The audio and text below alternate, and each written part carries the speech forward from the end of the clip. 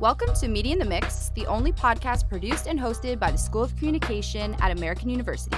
Join us as we create a safe space to explore topics and communication at the intersection of social justice, tech, innovation, and pop culture. Today we welcome Spencer Young, an SOC alum who studied visual media with a minor in cinema studies right here at American University.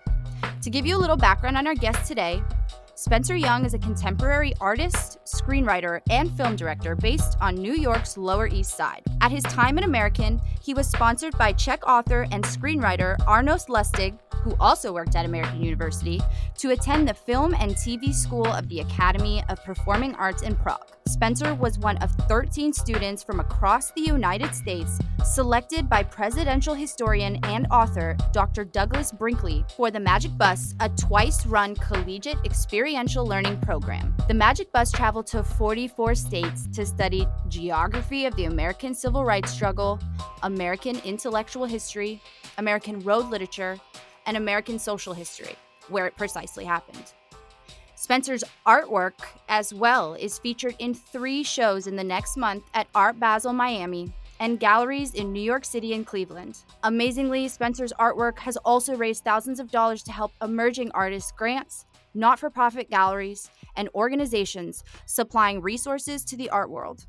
He has also written and directed many commissioned films, commercials, political documentaries, such as Swing State in 2008, music videos, which have been featured in W Magazine, The Atlantic, Brooklyn Vegan, Fact Magazine, New York Times, Zoe Report, Bloomberg, and film festivals nationwide. Spencer, thank you so much for joining us on the podcast today. It's an honor and a pleasure to be here. So, obviously reading through everything, all the different things that you've done in this industry. So you dabble in art, screenwriting, film, directing. Film direction was always the core of everything. Yeah. Interesting. And how did that start? Actually, I want to add writing into that, writing and directing. Everything that I'm doing now, I've been doing since I was like 8 years old. It's one of those stories. And I don't mean, I wasn't like doing like large scale projects, right? I basically like to create. It's all I ever did pretty much. So it didn't matter what tools were in front of me. I would just use them, whether it was like a pen, a typewriter, a video camera, a movie camera, a synthesizer, a guitar. I would use them. Yeah. But writing and then making films was the core of it as a kid. That's great. I remember at 7, I made my very first project was a horror film with those blocky, video cameras that we had. Do you remember your very first project? Or at least one thing that you did very early on? I used to make films, starring my little brother, right? And we would shoot them in our basement, and they were all, they were like abstract lighting experiments, in the forms of videos, and I had a video camera that like had to be tethered to like a tape deck that you had to carry around your shoulder, and the battery only lasted like 10 minutes or something. Yeah, we would create all these scenarios in our basement, which became our movie studio, and they were all really abstract and weird, and that has continued until today. Yeah, siblings are usually great fill-ins for that very beginning of your career. Exactly. But we also touched on the Majic Bus. At American University, we love talking about experiential learning. We have so many programs at AU. The more I kept reading about this, though, the more it was indeed bananas. So yeah. I read that you advised bananas. All the experiences that you went through, just a few mentions, Toni Morrison, Bill Clinton's home, Hell's Angels. Can you just dive deeper into maybe just a few of your like favorite memories? And how did that experience, as a follow-up to that, how did that experience go on to shape you and your career? Because that happened, early on. Impossible question. If you have more than one, that's totally fine too. So number one, spending the day at Kurt Vonnegut's house with Kurt was outrageous. He and his wife made us lunch in their backyard, like cooked us all lunch. And I think that we had read Breakfast of Champions. So we had our exam on Breakfast of Champions, in Kurt's presence. Dr. Brinkley, or Doug, who I know him as, who I actually saw last night, he would write the exams. We would take the exam in the presence of the author. We weren't there to be sycophantic with these people. We were there to study. That was the whole point of the whole thing. I sort of thought when I got accepted into it, I sort of thought, oh, this is going to be a blast. I was ready to work, but I thought it was going to be a party. And it turns out, no, it was like we had fun, but we worked nonstop, like 20 hours a day for the entire time, basically. And, you would show up at places, incredible places in the middle of the night, wake up, you're at Toni Morrison's house, wake up, you're at Bo Diddley's house, wake up, you're at blah, blah, blah. But in the case of Vonnegut's house, we had an exam to take at his house. There was time to hang out and have fun, right? But we were there also to work. And so, he was lovely. I think that we were asleep when we got to his house. So some of it's hazy, but I think that he came and woke us up on the bus because we lived on the bus, on the floor of the bus that we traveled on. Okay. Ultimately, hearing the way that influential authors think outside of just the way they write, hearing about the way they write, what their practices are like, seeing what their daily lives are like. I think that for a long time he lived on the Upper East Side, and he had a writing practice where he would write for X hours a day, I think starting early in the morning, and then go for a walk, and then either go back and write or tend to family stuff after that. But having insight into the way that artists and writers and creative people arrange their lives on a daily basis, the way how they do what they do. I mean, and I'm already jumping to your follow-up question. Fine, yeah. It's critically important for artists and creatives to know how the people who have gone before them did it, right? Because there are ways, and many ways to do it don't work, right? So to learn directly from Kurt the way he lived his life and the speed at which he lived his life, the speed at which he lived his day, the way he arranged his writing, what his interests were, the way he carried himself in a room, the way he cooked us lunch. So there was that. And then probably, I'd have to say like Hunter Thompson, going to Owl Farm and Aspen, Hunter Thompson's house. I grew up loving Hunter's impact. I am a political junkie. He had a massive impact on the world of political journalism. Badly need him today and needed him over the last 5 years. For anybody listening to this that has read Fear and Loathing in Las Vegas, we met up with Hunter at a bar that, he's a regular of. One of the other bus students and I, after we were done talking to him at the bar, we were going back to his house, his farm called Owl Farm in Aspen. One of the other students and I, Nicole, who, everybody had nicknames. So I was going to use her nickname, which was Buttercup, but I have no idea why her nickname was that, but everybody called her that. But Nicole and I, Hunter drove Nicole and I back to his house in the car that is the car from Fear and Loathing in Las Vegas, which is called the Red Shark. Wow. So just Hunter, Nicole, and I. It was terrifying, but he's was a very sweet and special guy, despite being a wild and crazy dude at the same time. But he had a huge impact on journalism, which I really think impacts a lot of the way bloggers and podcasters and political tweeters and a lot of that stuff harkens back to Hunter's gonzo journalism. Anyways, those would be two standout experiences. That's awesome. So I'm assuming it really just motivated you to kind of want to get to that real deal level. To be honest, and I don't know what it's like for other people, but I had no blueprint for any of what I'm doing, and ultimately no real specific guidance for it. Okay. So it wasn't that I was spending time with Hunter and Kurt Vonnegut and Toni Morrison, etc., and thinking, okay, now I know how this is done. Right. So I was 20 years old, right? My objective at that point was to be writing and directing films. And I did not at that point know what precisely was involved with that. Right. When you get out into the real world, you find out that it's not easy, and that there may be no blueprint for you, and that there might be detours, and that there might be challenges, and the detours may be really serious, and the challenges may be really serious. Should one maintain this objective to create in the way that, we're talking about, it then becomes a matter of, okay, well, how can that happen given the conditions of the real world? And it's that point then that I think subconsciously the things that one has been exposed to through the people who are at the top level of this begin to then get subconsciously employed, because it on some level, succeeding creatively or as a creator, filmmaker, writer, artist in this world is a matter of survival. It's not just simply this is my job, I'm gonna write.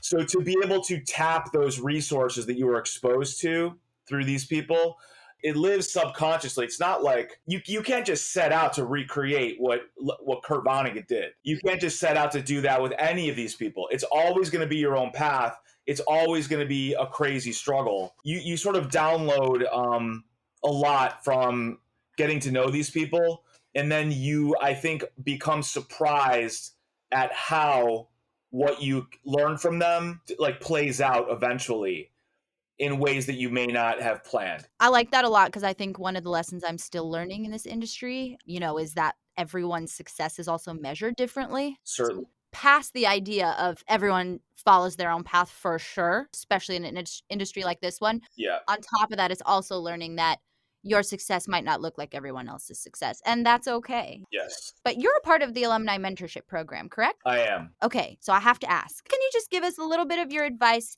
on kind of what makes for a good mentee and a good mentor? And that could go into what to do, what not to do. Yes. There's two things I think that make the ideal mentee. Well, let's say there's three things. One, having an open mind, right? Being willing to take direction, number one. Number two is showing up. The objective of the mentorship is to, help people advance more so than they might have otherwise. But in order to do that requires like applying yourself to the relationship. Right. It's one of those things where the more the mentee applies themselves, the more they get out of it. I mean, the first mentee I had, I walked them through writing their first feature screenplay. Very cool. We completed it. And it was actually an amazing thing, especially given the amount of people who try and fail at that just statistically. It was such a fun experience. We set a schedule. We met, every 3 or 4 weeks, period. They never missed. They never rescheduled. They did all of the work and they achieved the objectives. And I explained that, the dividends that will be paid from going through this exercise are going to be massive and realized eventually. It may not be clear yet, but anyways, yeah, commitment, showing up, open mind, and that's ideal. We always just like to give, advice when you hear it from the mentors as well. It kind of makes a difference too, I feel like. Couldn't agree more. So as I'm going through your bio, can we talk about the project that you directed, produced, and edited, I believe? I'm talking about Honor. Right. The premiere of the fashion line, Honor. Yes. I singled this one out because I love all forms of video production and I love fashion. Yep. And I'd never truly seen them come together so seamlessly. Thank you. Kind of combining this world of video and nature and this like nostalgia almost. I felt like your work kind of has a very nostalgic feel to it. And I say that in the best way possible. I don't know how to describe it, but it's a feeling I get. Like that beginning really took me back. And then interesting how the flashbacks do happen. But can you just dive deeper into the creative direction of that project, the steps you took in your own creative process to kind of bring it to life? We'll start there. Wow. Okay. Good question. Very good question. So basically one of the things that I learned over time about myself and the way I work, and this is going to apply to anybody that's doing any artistic work, right? Is that there's a way that you work. The way that you work to do your best work, to be most creative, to be most open, to keep that very simple. Number one, not everybody is out there trying to do that, okay? There's a lot of people out there that are just trying to do a job, which is fine. Yeah. Not everybody is an artist. I think everybody can be. I don't think everybody wants to be. I don't think everybody needs to be, right? And I don't think everybody should be. And it's not so easy, right? Everybody shouldn't. It's very difficult. Part of being an artist is feelings, right? Bringing all of you to bear in what you're working on. Yeah. And who wants to do that, right? So it's not that great. Anyways, it can be confusing. It can be painful. There's ups and downs. There's self-doubt. There's all sorts of things that you go through if you're approaching things seriously in an artistic way or as an artist, right? Those are different things. So basically, in all of my projects, I try to take a very open approach to what I'm doing, okay? Part of that involves risk, right? So I meet with a client, they tell me what they're looking for. I take into account what they're looking for, and then I bring what I hope is a larger or more considered artistic perspective to what it is that we need to to do, what our objective is. This is already sounding convoluted, but it's the answer, because Mhm. the answer is that it's convoluted, right? Right. The answer is that you're bringing yourself, your thoughts, your past, your beliefs, your feelings, your struggles into what you're doing. On some level, that is what it means to be an artist. So that project is that I brought a lot of me into that work. So my creative process is that I go in very open, and I have an objective, which is executing something that achieves the client's objectives. Which there's people that are hired for projects like this that completely disregard what the clients want. Part of what I like to do is I like to create something excellent that also makes the client happy Right. and also achieves their objectives. The mother of the designer that I made that film for cried when she saw that movie, because as part of making that, I got to know the owner of the company, the designer, and ultimately ended up making this film, launching their company that was an abstract biographical documentary about the designer, Wow. contained within this film that went from the runway into this abstract world. So all those things came about because I've directed documentaries. I'm an abstract artist. I'm a nature nerd to the max, and I'm a visual experimentalist, right? So anyways, I brought myself to that project. Somebody else hearing this shouldn't just do what I just said, right? The way that you get there is by learning about yourself, is by, for me, like meditating. Okay. It's the things that are going to allow you to get to know yourself better and enter into like a broader state of awareness. Right. It's actually, David Lynch wrote a book called Catching the Big Fish. It's all about transcendental meditation. I don't do TM, I do general Buddhist meditation. But basically the idea is, if you want to bring the most of yourself to bear to a project, you have to start the process of beginning to grow as a person, grow spiritually, and work on these things. And that will help you arrive onto these projects in a way that will be more expansive and not just like trying to achieve a dumb, narrow goal. Right. That is how that project became what it did. That's amazing. Thanks.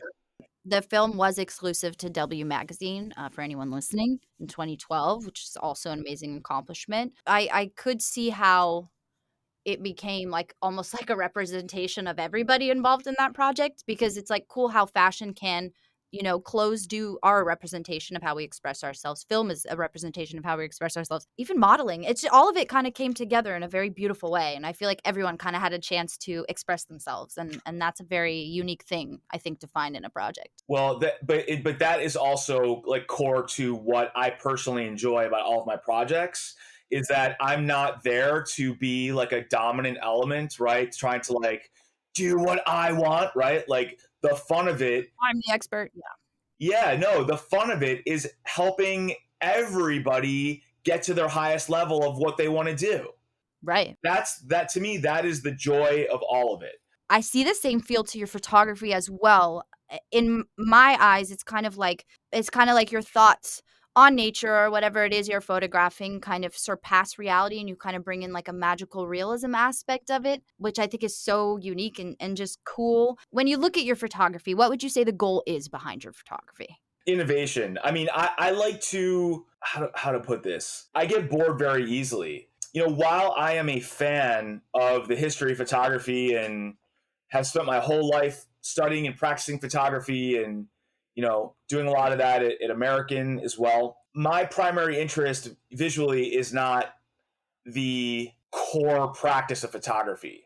Mm-hmm. My interest is in innovation, experimentation, and new frontiers, period. I could say more, but that's the answer. That's awesome. Innovation, creativity, and I guess just like a sense of boldness too, for you to kind of want to do that and kind of think outside the box.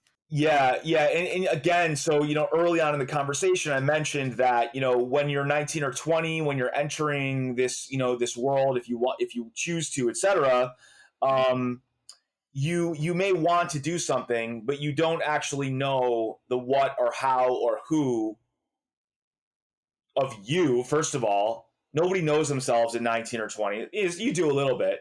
There is like a development process, right? And so you're where you're at, at that age. And I think kids now are more mature, younger, but more mature than they were when I was that age. But nonetheless, part of where you're going to go and what you're going to do is going to depend on, you're shaped by the process and you're shaped by the journey while you're on the journey. Part of who you become and the work you make is the result of how you respond to the journey that you are on.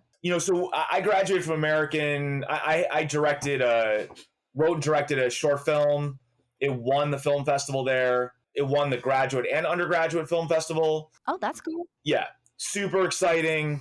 And then I moved to New York City, and I fell right on my ass. Mm-hmm. Okay, and it took me a while to understand, like, right, you have to actually learn to process that, right? Because there's going to be failures. Yeah. There's going to be a lot of failures as part of your success. So you have to learn to process and tolerate failure.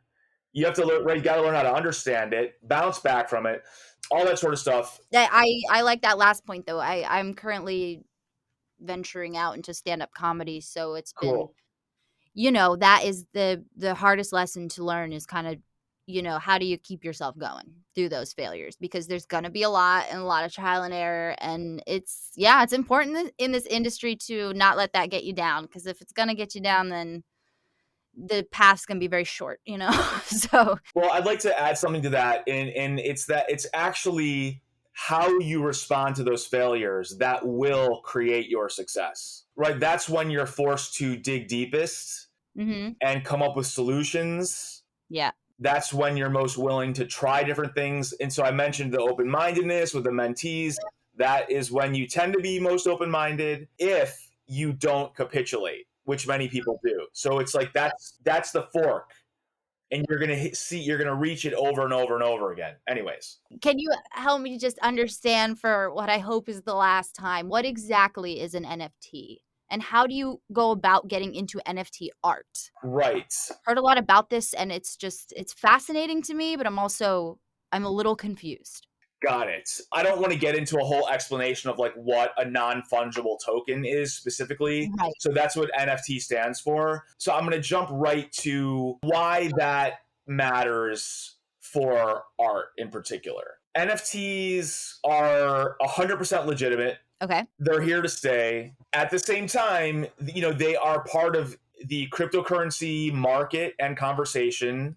Right. The cryptocurrency market is in a state of maximum catastrophic crisis right now. The market is basically tanked, and huge centralized exchanges are going down, going bankrupt. It's a disaster. Oh, and the values of the huge sums that people have been paying for NFTs over the last couple of years have plummeted. Right. So that said, NFTs, their value is separate from all of these market-related matters. The reason why NFTs are important for art in particular is because, so for example, I've been making digital art since I was a kid also. And I have a vast library of digital art.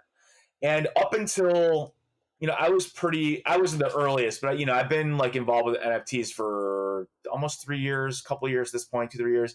So an NFT, what it is it's a way of taking, so let's say digital art usually exists in the form of digital files. They're not physical objects. Right. They're just files. Okay. Right. So how do you sell and protect a file?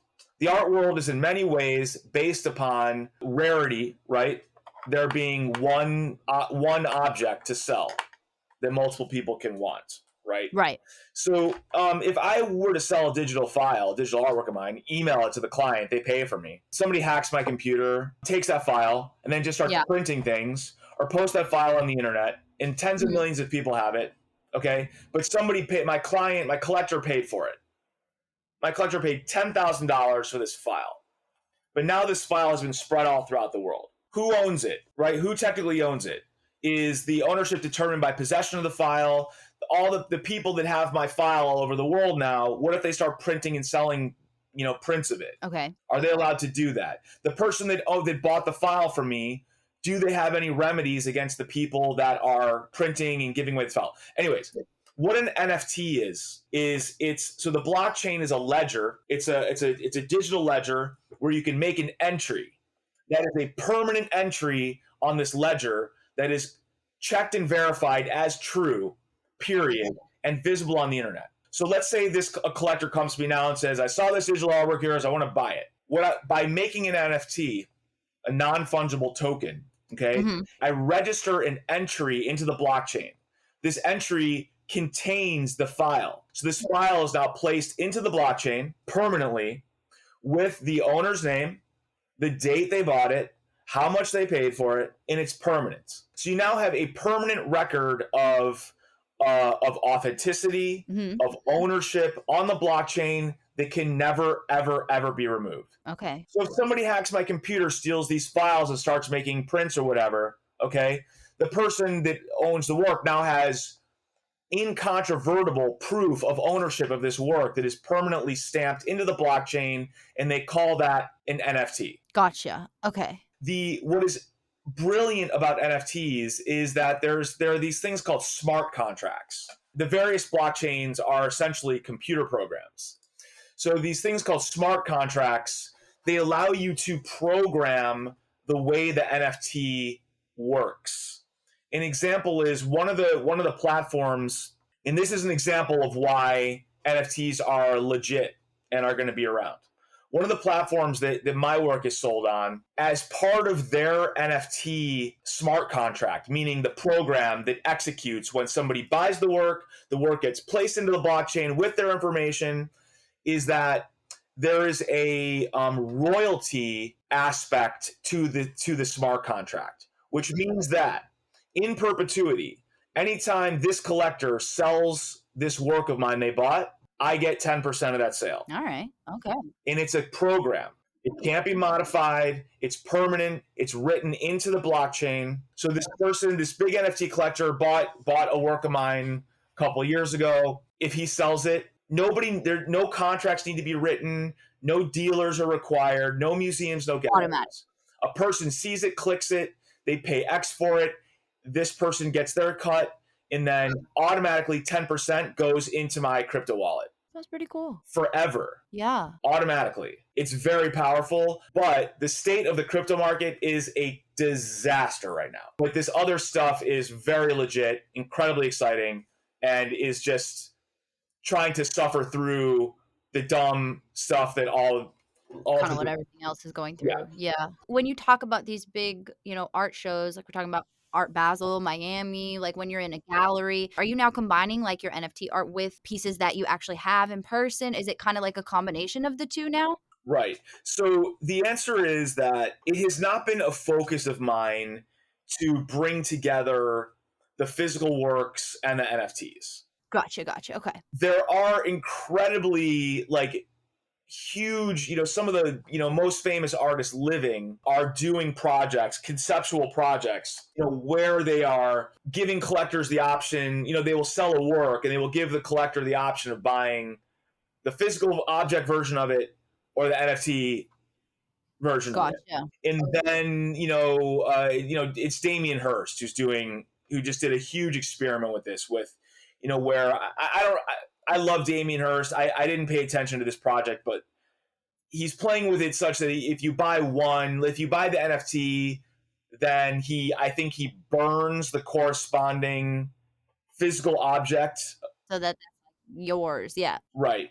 So I that's not my area at the moment, although I do a lot of work that is about the analog and the digital. I just don't carry it over into the physical versus NFT concept. I learned a lot there, actually, a few things that I didn't know before, so that's pretty cool. I'm gonna wrap it up with this last question. Okay. What is one or more lessons that this industry has taught you that you think everyone should learn at some point in their life? Number one, expect failure. Don't assume failure, but expect failure as part of the process to succeeding. And I think that it is the case more so in creative fields than any other field. Do you mind just diving deeper? Because I know some students might want to just kind of hear just a very brief example of what do you mean by expect failure, don't assume failure? It gets into a little bit of like woo-woo, which I'm not really that like woo-woo of a guy, but